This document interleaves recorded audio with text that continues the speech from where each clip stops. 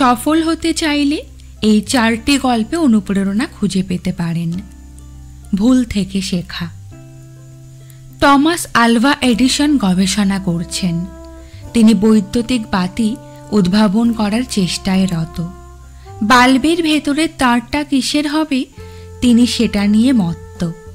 একটার পর একটা ধাতু যৌগ সংকর দিয়ে তিনি ফিলামেন্ট বানাতে লাগলেন।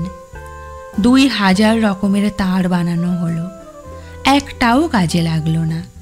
তার সহকর্মী বলল, আমাদের এতদিনের চেষ্টা পুরোটাই ব্যর্থতায় পর্যবসিত হয়ে গেল, আমরা কিছুই শিখতে পারলাম না। এডিসন বললেন, আমরা অনেক কিছু শিখেছি যে 2000 রকমের তার দিয়ে ভালো বৈদ্যুতিক বাতি হয় না। জীবন কি? একজন শিক্ষক তার ক্লাসরুমে পড়াচ্ছেন। তিনি একটা খালি বয়াম টেবিলের ওপর রাখলেন। তারপর তার ভেতরে ঢোকালেন কতগুলো বড় পাথরের টুকরো। বয়ামটা ভরে গেল। তিনি বললেন, ছাত্ররা দেখো তো আর কোনো পাথর খণ্ড ঢুকবে কিনা। না স্যার। তাহলে বয়ামটা ভরে গেছে, কি বলো? জি স্যার। এবার শিক্ষক কতগুলো ছোট নুড়ি বয়ামটাতে ঢালতে লাগলেন। নুড়িগুলো পাথরের ফাঁকে ফাঁকে ঢুকে গেল। তিনি বললেন, এবার ভরেছে, কি বলো? জি স্যার। তিনি আবার বালু ঢালতে লাগলেন। পাথর আর নুড়ির ফাঁকে ফাঁকে বালু ঢুকতে লাগলো এবং বয়ামটাকে পূর্ণ করে তুলল। শিক্ষক বললেন, আচ্ছা, এবার আমরা পুরো ব্যাপারটাকে উল্টো করে করি। প্রথমেই আমরা যদি বালু দিয়ে বয়ামটা পূর্ণ করে ফেলি তাহলে কি হবে? তিনি বালু দিয়ে পাত্রটা পূর্ণ করলেন। তারপর আর নুড়ি কিংবা পাথর ঢোকানোর জায়গা রইল না।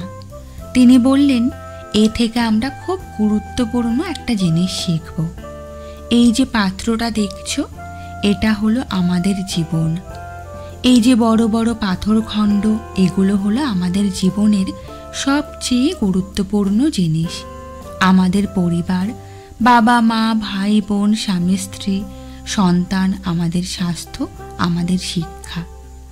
আর নুড়িগুলো হলো আমাদের বিষয় সম্পত্তি, আমাদের গাড়ি বাড়ি, আমাদের টেলিফোন, আমাদের বাগান।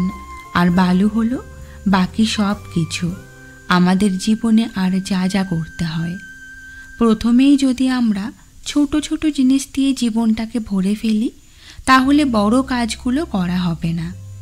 কাজেই সব সময় পরিবারকে সময় দেবে, বাবা মায়ের যত্ন নেবে, নিজের স্বাস্থ্যের দিকে খেয়াল রাখবে, লেখাপড়া করবে।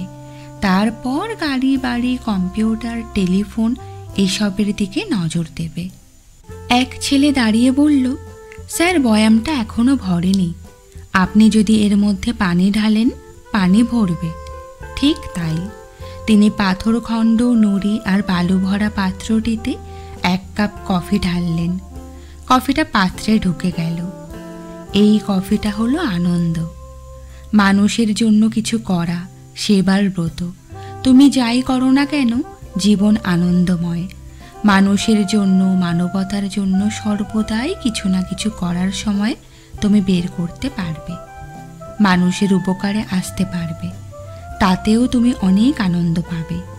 জীবনটাকে যত আঁটোসাঁটো মনে হোক না কেন, যতই তুমি ব্যস্ত থাকো না কেন, জীবনকে উপভোগ করো।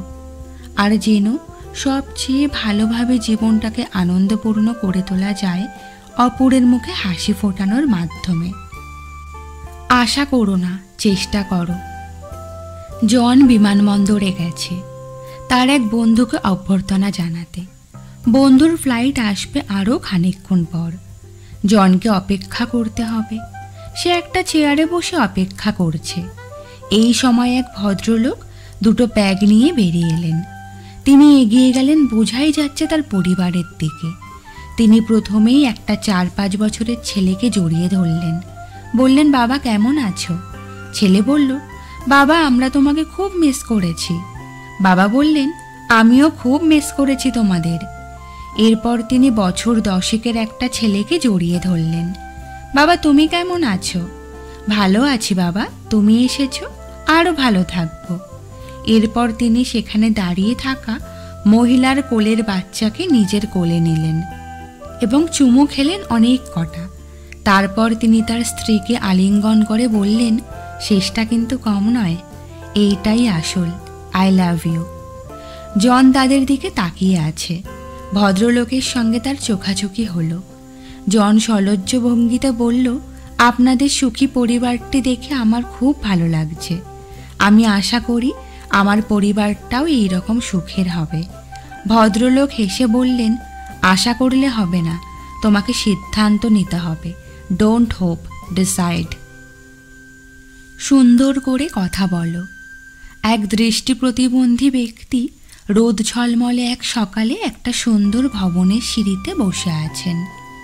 তার সামনে একটা কাগজে বড় বড় অক্ষরে লেখা, আমি অন্ধ, আমাকে একটু সাহায্য করুন। মার্কেটিংয়ের একজন লোক সেই সিঁড়ি দিয়ে উঠছিলেন। তিনি দেখলেন দৃষ্টি প্রতিবন্ধী ব্যক্তিটির সামনের হ্যাটটায় মাত্র একটি আধুলি পড়েছে। তিনি ভবনের কাজ ছেড়ে ঘন্টা দুয়েক পরে নামলেন। দেখলেন ওই একটা আধুলিই পড়ে আছে টুপিতে। তিনি তখন কাগজের বোর্ডটি হাতে নিয়ে নিজের পকেট থেকে একটা মার্কার কলম বের করে কাগজের উল্টো পিঠে লিখলেন, আজকের দিনটা খুব সুন্দর, কিন্তু আমি তা দেখতে পারছি না। তিনি কাজে বেরিয়ে গেলেন। ঘন্টা দুয়েক পরে ফিরে এসে দেখলেন দৃষ্টি প্রতিবন্ধী ব্যক্তিটির টুপিটা টাকায় টাকায় ভরে গেছে। বন্ধুরা, আজকের ভিডিওটি এখানেই সমাপ্ত করছি। কেমন লাগলো কমেন্টের মাধ্যমে অবশ্যই জানাবেন।